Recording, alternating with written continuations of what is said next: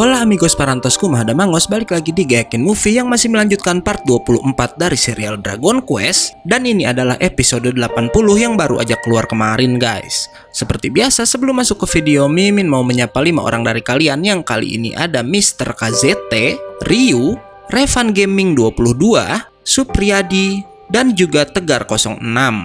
Oke, kita lanjut yang pada part Dragon Quest kali ini akan menceritakan pertarungan Hyunkle melawan Him. Dan gak hanya itu aja, karena akan datang seorang yang mengejutkan pada video kali ini. Siapakah orang tersebut? Daripada penasaran, mending langsung simak aja videonya. Tapi sebelum mulai, harap cek dulu kuota kalian. Kalau sekarat bisa numpang wifi tetangga. Bruh.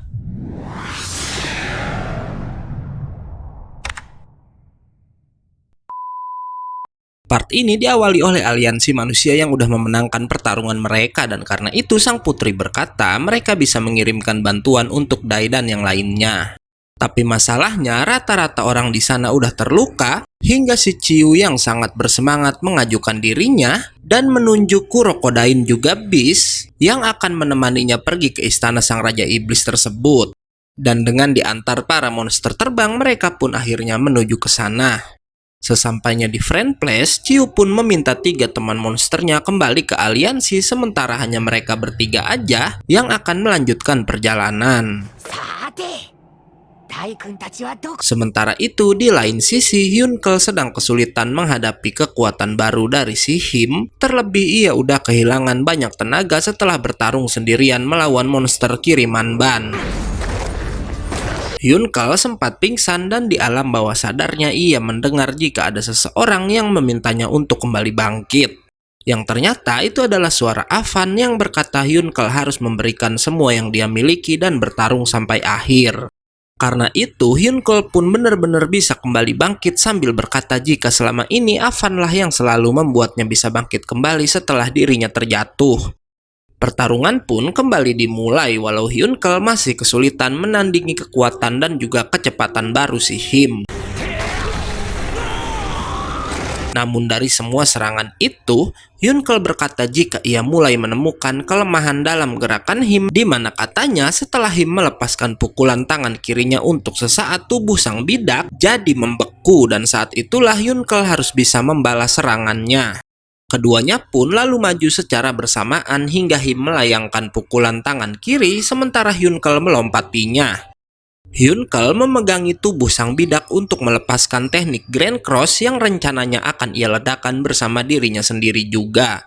Namun sial, Him keburu bereaksi dan malah bisa memukuli si Hyunkle balik.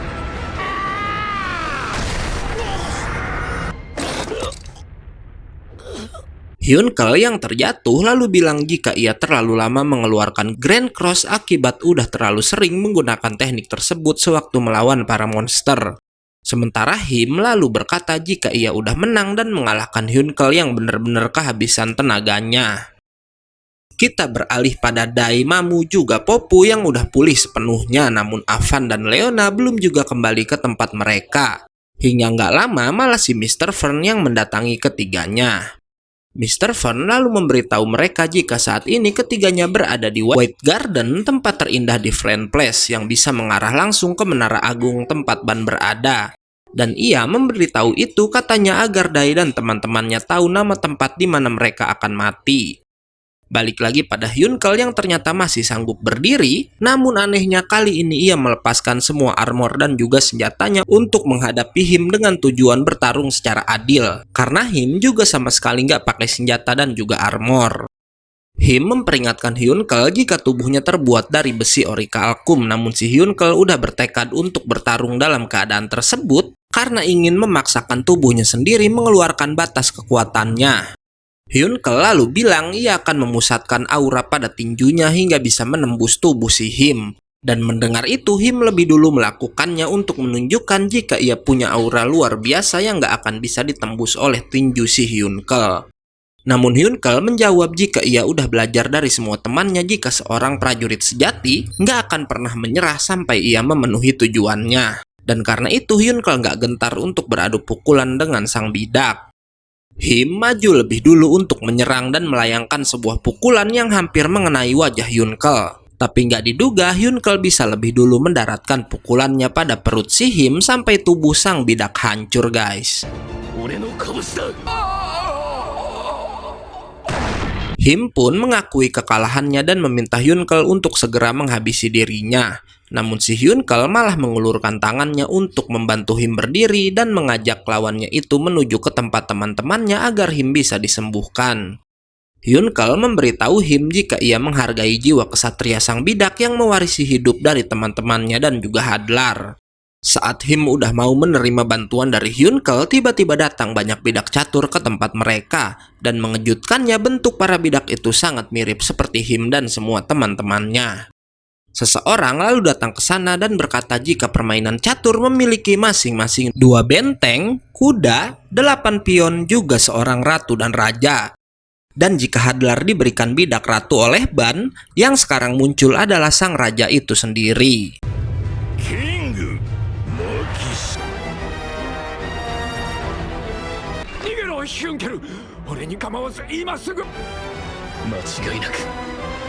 Sang raja langsung melihat kekuatan si Hyunkal dan mengejeknya lemah. Bahkan ia bilang satu pukulan aja Hyunkal pasti akan terbunuh. Dengan sombongnya, ia lalu meminta Hyunkal berhenti melawan dan mati dalam 1 kali tembakan.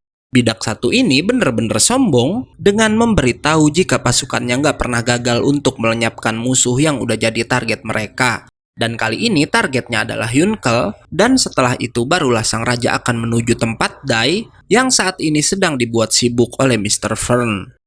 Ia sangat bermulut besar padahal sang raja bidak ini sedikit licik. Karena ia cuma mengincar lawan yang udah terluka parah, bahkan ia mengatakan dirinya akan membiarkan Mr. Fern bertarung lebih lama dan setelah Dai terluka maka ia yang akan membereskan sang pahlawan demi mendapat pujian dari Raja Iblis Ban. Membuat Hyunkal balik mengejek sang raja bidak dan menyebutnya makhluk hina yang gak layak hidup. Sang raja pun memulai serangan dengan para pion prajurit yang mengeroyok si Hyunkal. Namun saat diminta kembali ada satu bidak yang gak menurutinya yang ternyata si Hyunkal udah mengalahkan prajurit tersebut. Melihat itu sang raja memerintahkan bidak kuda untuk menyerang walau si kuda harus mengalami nasib yang sama dengan prajurit tadi. Hyunkal lalu berkata walau mirip namun bidak-bidak itu gak sekuat prajurit Hadlar yang memiliki keinginan mereka sendiri. Sementara prajurit sang raja hanyalah boneka yang gak mempunyai pikiran. Sang raja bidak lalu kembali memastikan kekuatan Hyunkal yang ternyata masih lemah di matanya. Dan karena itu ia menganggap jika si Hyunkal sedang beruntung aja. Walau saat menurunkan sang menteri, bidak itu pun dihancurkan dengan mudah oleh si Hyunkal. Begitupun bidak benteng yang maju setelah sang menteri. Selanjutnya, para prajurit menyerang bersamaan namun tubuh sang benteng tiba-tiba meledak dan menyebabkan serangannya terhenti. Sang raja yang melihat Hyunkal masih hidup walau terkena ledakan lalu mengeluarkan teknik super scan untuk memastikan kekuatan lawannya itu walau masih nggak ditemukan sesuatu yang aneh dengan tubuh Hyunkal. Si raja jadi ketakutan dan meminta 5 bidaknya untuk melindungi dirinya.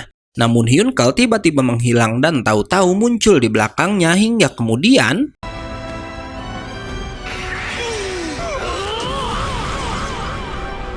Hyunkal lalu berkata jika ia udah tahu sang raja bidak nggak punya kekuatan sama sekali dan selama ini dia hanya bertindak seperti raja permainan catur pada umumnya yang memerintahkan para pion untuk menyerang.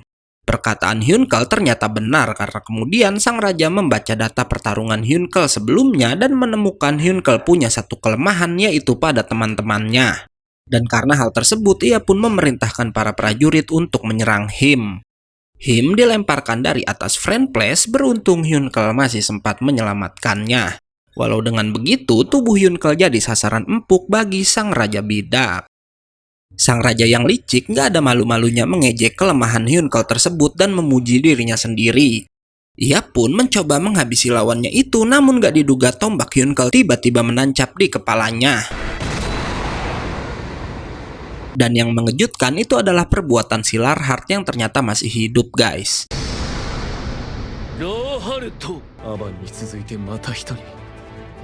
Sang raja lalu membaca data Larhart dan lagi-lagi menyombongkan diri dengan berkata jika ia tahu semua serangan dari Larhart nggak berbahaya tanpa sebuah senjata.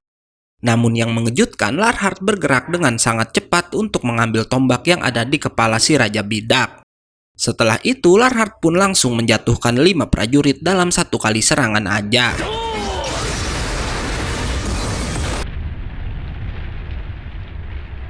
Melihat itu, sang raja berkata jika kali ini ia akan membiarkan Larhart menang dan lain kali ia akan kembali untuk mengalahkannya. Namun si Larhart menjawab nggak ada kata lain kali karena ternyata sebelumnya Larhart udah menyerang si raja dengan kecepatan sangat tinggi yang bahkan nggak disadarinya.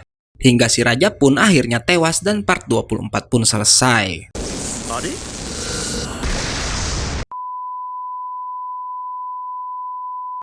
Oke, karena part 24-nya udah habis, gue undur dan gak yakin movie pamit. Jangan lupa datang lagi besok untuk tahu anime apa yang akan kita bawakan selanjutnya. Bye-bye.